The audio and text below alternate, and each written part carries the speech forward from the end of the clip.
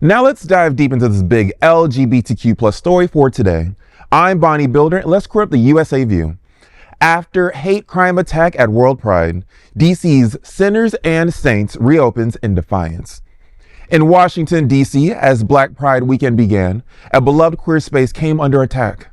In the early hours of Friday, someone broke into Sinners and Saints, shattering the front door, cutting the power, stealing alcohol, and spray painting a homophobic slur on the wall.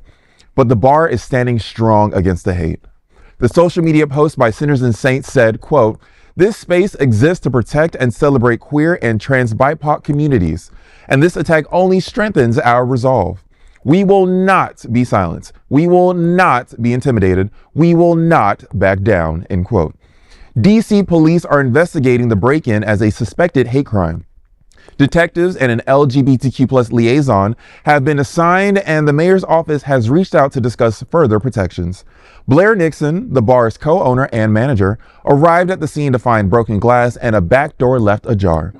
But just hours later, the bar reopened for a planned DC Black Pride event. Talking to the Washington Post, Nixon said, quote, "It was really important to us to stay open. We don't ever want to send the message that we can be repressed," end quote. The queer community and the allies have also shown support to the bar, as the GoFundMe launch has already raised over $7,600. 15% of those donations will support local QT BIPOC groups. Neighbors helped clean up. Online love poured into. Drag Race alum Laganja Estranja wrote, quote, "Incredible response. I believe in you. Sending so much love and strength," end quote. The slur remains on the wall for now. Nixon told the Post they may frame it as a permanent reminder of what hate tried and failed to do.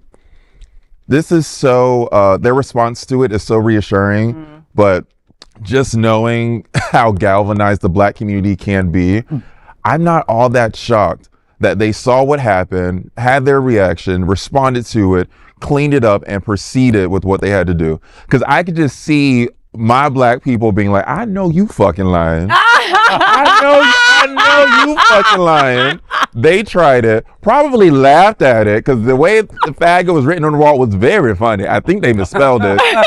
Cleaned that shit up and proceeded with business. Yep. And then when all the Black folk came in, the DC Black gays came in and had a key, I guarantee you, they're gonna put lights around that homophobic slur. It's gonna be framed. It's gonna be candles around it. It's gonna be like an altar. They'll be like, "This is what they tried. This is what they tried to do, and they did not succeed because people came in, spent their money, and the queer community made a hot dollar that day." So I know the Black DC queer community found it funny that day after their initial response. I love and that is, it's really taking ownership of something that's trying to bring you down. It's like, no, that's mine, and I will hello.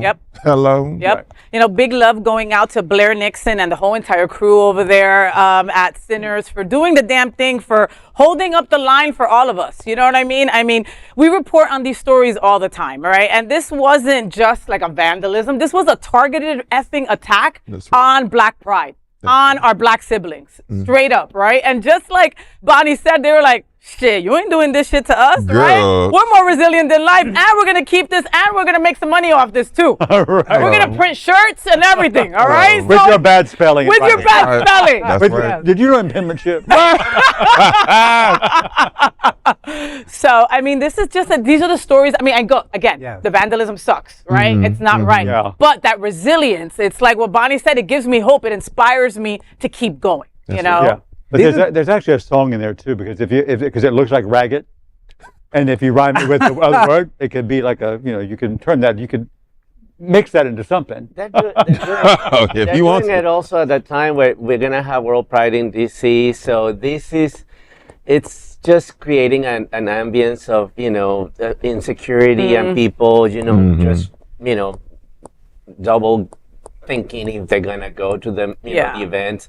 So yes, I applaud them for what they're doing to fight it and to just laugh at it. But there's some other serious consequences behind it. 100%. I hope this doesn't deter people from going to just putting a World spotlight, Pride. just putting a spotlight on this, just definitely, says volumes, and people like us in South Florida and beyond, can use this as an example, where you make lemons out of lemonade. People try to repress us, no matter what communities you come from, and you find resilience and you find a creative way to get through it. With budget cuts in terms of from the state, from the arts and stuff, it's always been a creative way to how do you make more money? How do you survive? So these are the examples that our community needs to see, and it's so important. That's right. That's right. And that is the big LGBTQ story for today. There is no other queer nonprofit media platform like this in the entire world. Support our LGBTQ stories by subscribing and sharing Queer News Tonight.